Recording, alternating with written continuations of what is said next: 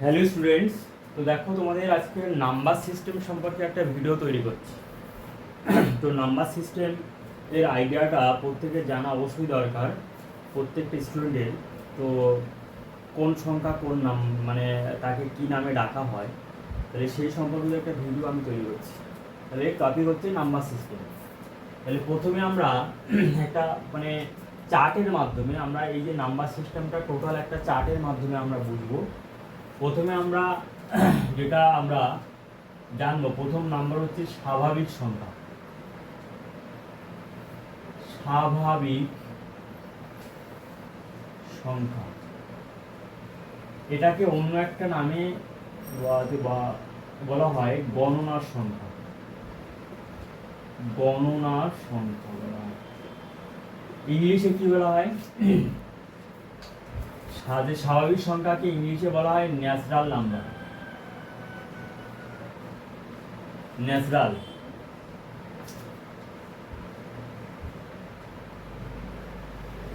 Natural number, বা এটাকে অন্য নামে বলা হয় কাউন্টিং নাম্বার।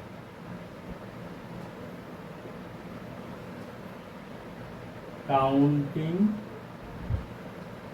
নাম্বার। তাহলে প্রথম ন্যাচারাল নাম্বার বা কাউন্টিং নাম্বার। তাহলে ন্যাচারাল নাম্বার শুরু হয় 1 থেকে, 1 2 3 4 5 ডট ডট ডট ইত্যাদি বা এক্সেট্রা। তাহলে এই সংখ্যাগুলো অর্থাৎ স্বাভাবিক সংখ্যা 1 থেকে শুরু হয়, তারপরে এখানে 3 4 5 ডট ডট ইত্যাদি, মানে এরপরে আরও অনেক অনেক সংখ্যা আছে, আনলিমিটেড। তাহলে এটাকে আমি একটা বক্স করে দিলাম, একটা সার্কেল টাইপের করলাম। এইবার স্বাভাবিক সংখ্যার সাথে যদি আমরা জিরোকে রাখি, শূন্যকে রাখি, 0 1 2 3 4 5 ডট ডট ডট ইত্যাদি এক্সেট্রা, এই সংখ্যাগুলিকে আমরা কি বলবো? হোল নাম্বার বলবো। ইংলিশে বলবো হোল নাম্বার। Whole number. এবং এটাকে আমরা বাংলায় বলবো অখণ্ড সংখ্যা। অখণ্ড সংখ্যা বলবো। তাহলে স্বাভাবিক সংখ্যার সাথে জিরোকে নিয়ে যে নাম্বার সিস্টেম গঠিত হবে তাকে বলা হবে হোল নাম্বার। ঠিক আছে? তাহলে এইভাবে একটা বক্স করে দিলাম। তাহলে এই যে বক্স করার মাধ্যমে কি আন্দাজ পাওয়া যাচ্ছে যে হোল নাম্বারের মধ্যে স্বাভাবিক সংখ্যা এখানে গেইন করছে, অর্থাৎ হোল নাম্বারের মধ্যে স্বাভাবিক সংখ্যা বা গণনার সংখ্যা অবস্থান করছে। কেন? কারণ দেখো 1 থেকে শুরু করে এই সংখ্যাগুলো হচ্ছে স্বাভাবিক সংখ্যা। এবার আর একটা সংখ্যা সেট আছে, সেটা হচ্ছে মাঝখানে 0 থাকবে আর এই পাশে 1, মানে হোল নাম্বারের সাথে 3 4 5 ডট ডট ডট ইত্যাদি। আর এই পাশে আছে -1 -2 -3 ইত্যাদি ডট ডট ইত্যাদি। তাহলে এই যে নাম্বার সিস্টেম, অর্থাৎ এটাকে নাম্বার লাইনের সংখ্যা রেখার যে নাম্বারগুলো আছে, তাহলে এই পুরো নাম্বারকে বলা হচ্ছে ইন্টিজার। ইংলিশে বলা হচ্ছে ইন্টিজার, বা বাংলায় বলা হচ্ছে পূর্ণ সংখ্যা। বাংলায় বলা হচ্ছে পূর্ণ সংখ্যা বলা হচ্ছে। তাহলে 0 এর বাম পাশে যে ঋণাত্মক চিহ্নযুক্ত যে সংখ্যাগুলো আছে, এই সংখ্যাগুলোকে বলা হয় ঋণাত্মক পূর্ণ সংখ্যা। এই যে 0 এর বাম দিকে যে সংখ্যাগুলো মাইনাস চিহ্নযুক্ত, এইগুলোকে বলা হচ্ছে ঋণাত্মক পূর্ণ সংখ্যা। আর 0 এর ডান দিকের এই সংখ্যাগুলিকে বলা হচ্ছে ধনাত্মক পূর্ণ সংখ্যা। ঠিক আছে? এই ধনাত্মক পূর্ণ সংখ্যাকে আবার কি বলা হচ্ছে? স্বাভাবিক সংখ্যা। ভালো করে মনে রাখবে, ধনাত্মক পূর্ণ সংখ্যাকে বলা হচ্ছে স্বাভাবিক সংখ্যা। কেন? 1 থেকে শুরু হচ্ছে। আবার দেখো, ধনাত্মক পূর্ণ সংখ্যা 1 থেকে শুরু হচ্ছে। কিন্তু এখানে একটা জিনিস মনে রাখার বিষয় আছে, জিরো হলো এমন একটা পূর্ণ সংখ্যা নাইদার পজিটিভ নন নেগেটিভ, অর্থাৎ মাইনাসও না প্লাসও না। ইংলিশে যাকে বলে নাইদার পজিটিভ নন নেগেটিভ। বাংলায় কি বলছে যে জিরো হচ্ছে প্লাসও না এবং মাইনাসও না। কেন? কারণ হচ্ছে কোনো সংখ্যার সাথে যদি জিরো প্লাস করা হয় তাহলে সেই সংখ্যা হয়, আবার কোনো সংখ্যা থেকে যদি জিরো মাইনাস করা হয় তাহলে সেই সংখ্যা হয়। ওই জন্য বলা হচ্ছে zero is a neither positive non negative, মানে জিরো এমন একটা ইন্টিজার, এমন একটা পূর্ণ সংখ্যা। তাহলে এই পূর্ণ সংখ্যার মধ্যে এই অখণ্ড সংখ্যা এবং স্বাভাবিক সংখ্যা কিন্তু অবস্থান করছে। তাহলে এবার এটাকে রাউন্ড করে দেবো। তাহলে এইভাবে একটা চিত্রের মাধ্যমে তোমরা অবশ্যই সহজে মনে রাখতে পারবে যে কোনটা কোন ধরনের সংখ্যা। এবার গণনার সংখ্যা বা স্বাভাবিক সংখ্যা, অখণ্ড সংখ্যা, পূর্ণ সংখ্যার থেকে একটা বড় সংখ্যার সেট আছে, সেটা হচ্ছে মূলদ সংখ্যা। মূলদ সংখ্যা বলে একটা সেট আছে সংখ্যার, মূলদ সংখ্যা, যাকে ইংলিশে বলা হচ্ছে রেশনাল নাম্বার। Rational number. তাহলে রেশনাল নাম্বারের মধ্যে এই সমস্ত নাম্বার কিন্তু অবস্থান করছে, অর্থাৎ গেইন করছে। তাহলে রেশনাল নাম্বার কি? যে সমস্ত সংখ্যাকে পি বাই কিউ ফর্মে প্রকাশ করা যায়, যেখানে Q not equal to zero এবং পি আর কিউ হচ্ছে যে কোনো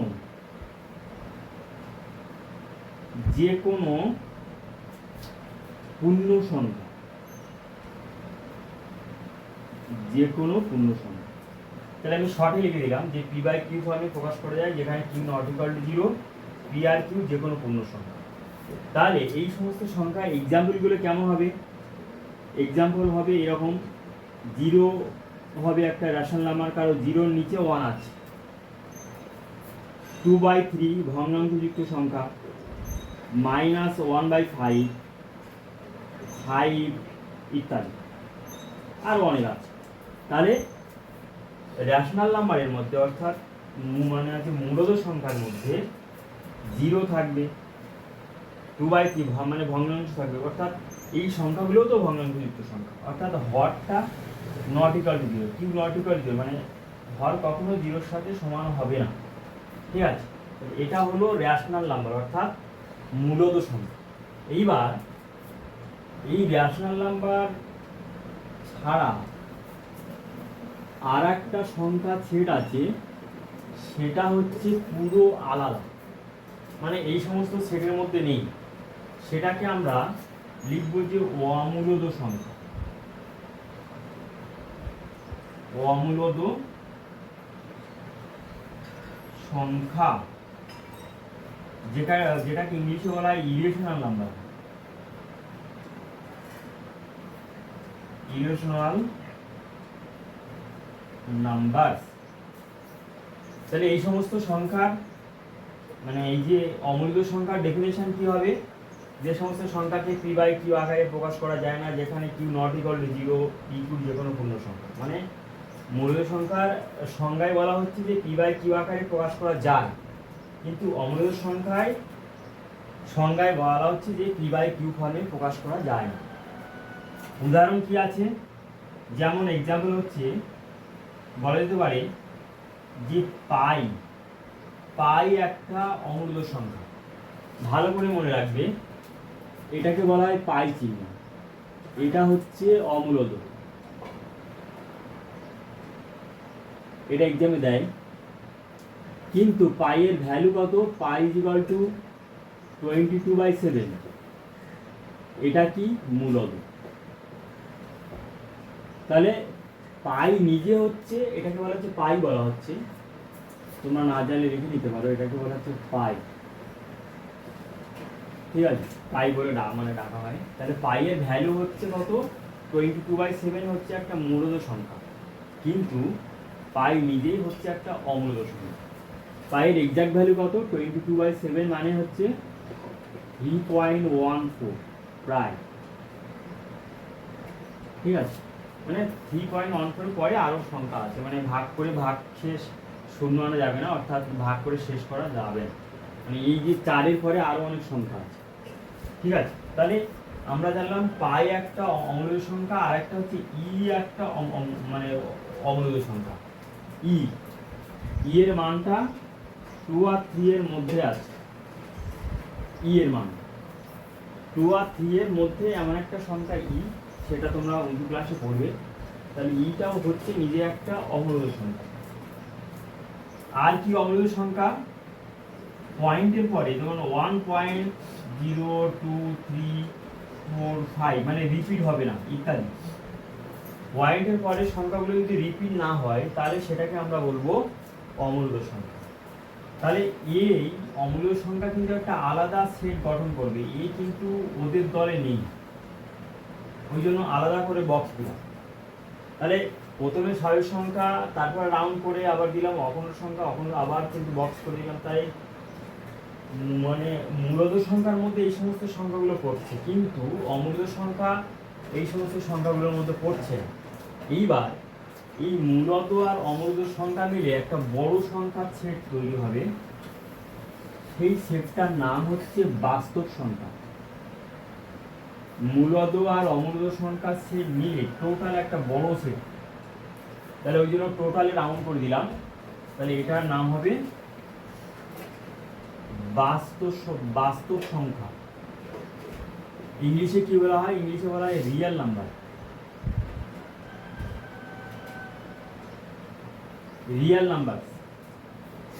রিয়েল নাম্বারের সেটের মধ্যে সব সংখ্যাগুলো পড়ছে। এক্সাম্পল যদি দিতে বলা হয় তাহলে কি হবে? তোমরা যদি বলো যে পাই একটা বাস্তব সংখ্যা, 0 একটা বাস্তব সংখ্যা, 2/3 একটা বাস্তব সংখ্যা, -7 একটা বাস্তব সংখ্যা ইত্যাদি, মানে পুরো সংখ্যা সেট ধরে এখানে পড়ছে একদম বাস্তব সংখ্যা।